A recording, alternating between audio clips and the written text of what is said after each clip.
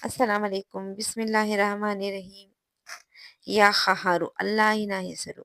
ಇದು ಓದುವುದರಿಂದ ಇಷ್ಟು ಒಳ್ಳೆಯದು. ಯಾರ ಮನೆಯೊಳಗೆ ಯಾರದಾದರೂ ಮನೆಯೊಳಗೆ ಯಾವುದೇ ಕಾರಣವಿಲ್ಲದೆ ಕಲ್ಲುಗಳನ್ನು ಬಂದರೆ ಅದು ಸೈತಾನ ಮತ್ತು ಜಿನ್‌ಗಳ ದುಷ್ಕೃತವಾಗಿರಬಹುದು. ಇದನ್ನು ತೊಡೆದುಹಾಕಲು ಕುಟುಂಬದ ಎಲ್ಲಾ ಸದಸ್ಯರು ಕಿಬ್ಲಾ ಕಡೆ ಮುಖವನ್ನು ಮಾಡಿ ದೇವರ ಈ ಹೆಸರು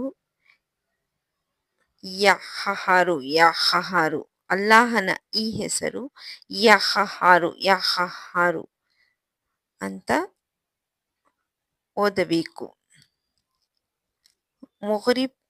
ಮುಗ್ರಿಬ್ ನಮಾಜಿನ ನಂತರ 3 ದಿನಗಳವರೆಗೆ ಈ ಯಾ ಖಹಾರು ಈ ಹೆಸರನ್ನು ಪ್ರತಿದಿನ ಓದಬೇಕು. ಚಿಕ್ಕ ಮಕ್ಕಳು ತುಂಬಾ ಅಳುತ್ತಿದ್ದಾರೆ, ಹಠಮಾರಿಯಾಗಿದ್ದಾರೆ ಮತ್ತು ಆಗಾಗ ಜ್ವರ ಬರುತ್ತದೆ. 100 ಬಾರಿ ಯಾ ಖಹಾರು ಅಂತ ಓದಬೇಕು. ಅದನ್ನು ದಮ್ ಮಾಡಿ ನೀರಿನಲ್ಲಿ ಕುಡಿಸಿ.